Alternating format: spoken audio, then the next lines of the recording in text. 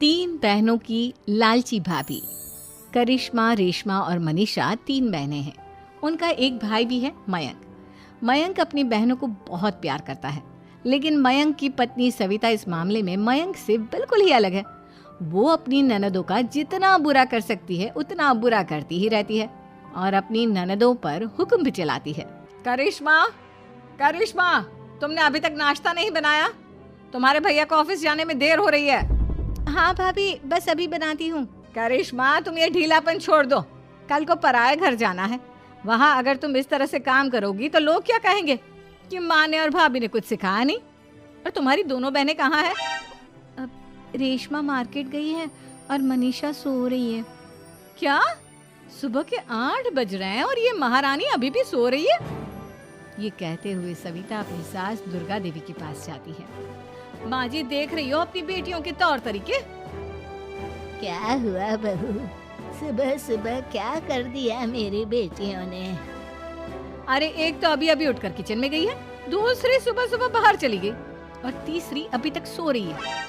क्या करूं मैं इन तीनों का, मैं तो परेशान हो गई हूँ। जा जाकर उठा उसे और रेशमा से मैं बात करती हूँ। सविता सीधा मनीषा के कमरे में जाती है और उससे कहती है, महारानी जल्दी उठो, सूरज सर पर आ गया है। भाभी थोड़ी देर और सोने दो ना, मैं रात को लेट सोई थी। वो क्या ना, यूनिट टेस्ट चल रहे हैं। शराफत से उठती है या नहीं, या फिर पानी की भरी बाल्टी डालूं तेरे ऊपर? नहीं भाभी, मुझे बिस्तर में नहीं लाना, उठती हूँ मैं। मनीषा जल्दी से उठकर बाथरूम में चली जाती है। सभी आराम से बैठकर नाश्ता कर रहे होते कि तभी रेशमा बाजार से हाथ में सामान लिए आ जाती है। रेशमा को देखते ही सविता उस पर बरस पड़ती है। लो, आ गई महारानी।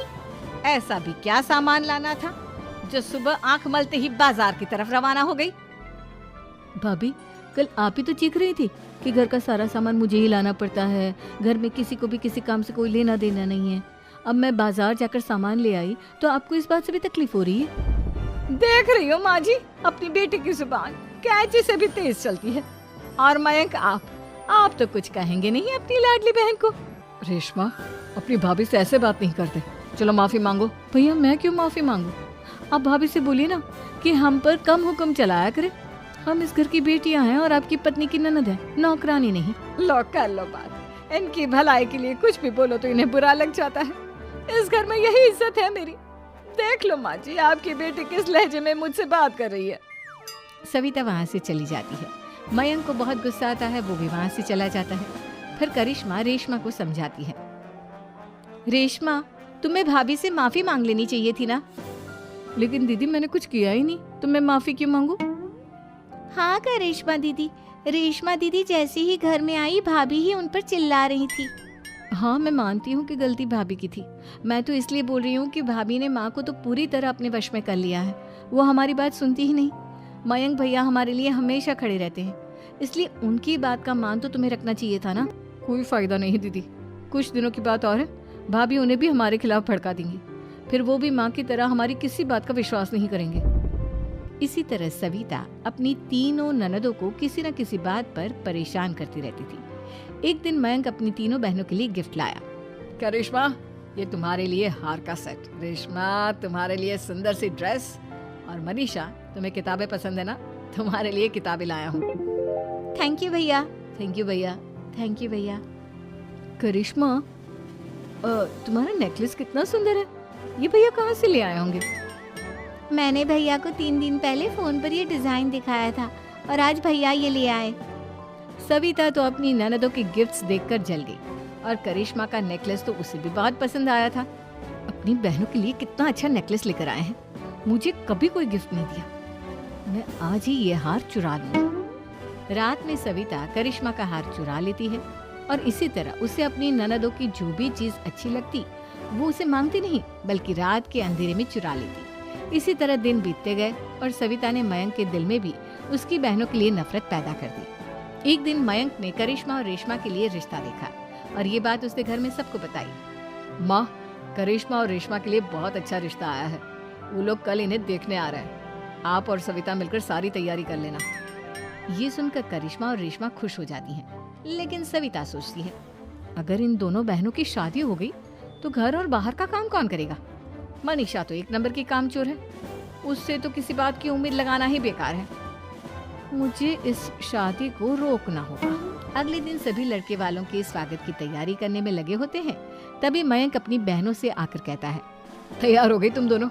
देखो दोनों लड़के बहुत अच्छे हैं, मैं कोई कसर नहीं छोड़ना चाहता, इसलिए तुम उनके सामने अच्छे से बिहेव करना और अपनी भाभी से लड़ने मत लग जाना।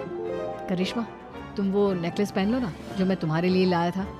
भैया मैं बहुत देर से वो नेकलेस ढूंढ रही हूँ, लेकिन मुझे मिल ही नहीं रहा। क्या तुमने नेकलेस खो दिया? तुम्हें पता भी है वो कितना महंगा था? तुम कोई काम ढंग से नहीं कर सकती। मयंक गुस्से में वहां से चला जाता है।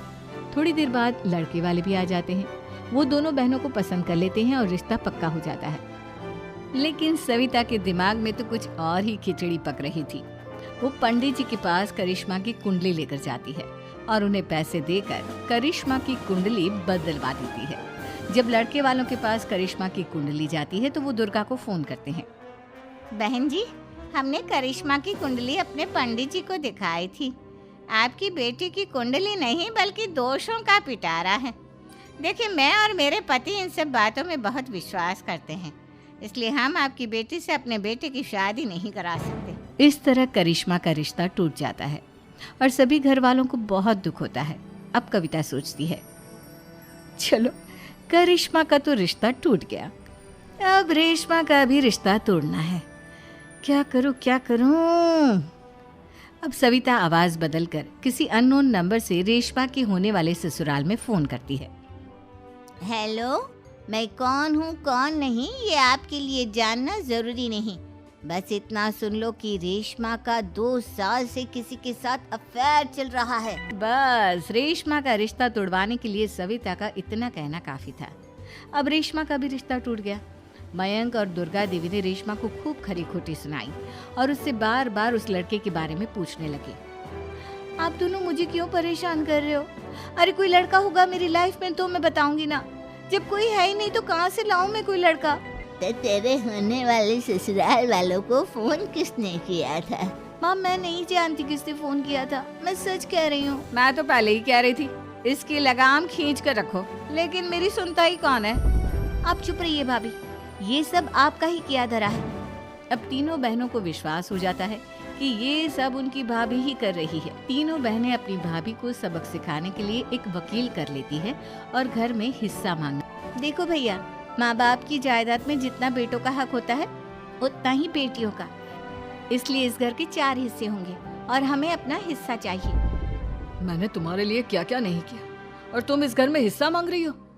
भैया, आप और माँ हम बहनों की कोई बात नहीं सुनते हो और भाभी हमारी शादी नहीं होने देगी क्योंकि उन्हें लगता है कि आप हमारी शादी में ज्यादा पैसा लगाओगे और उन्हें हम जैसी फ्री की नौकरानी कहाँ मिलेगी।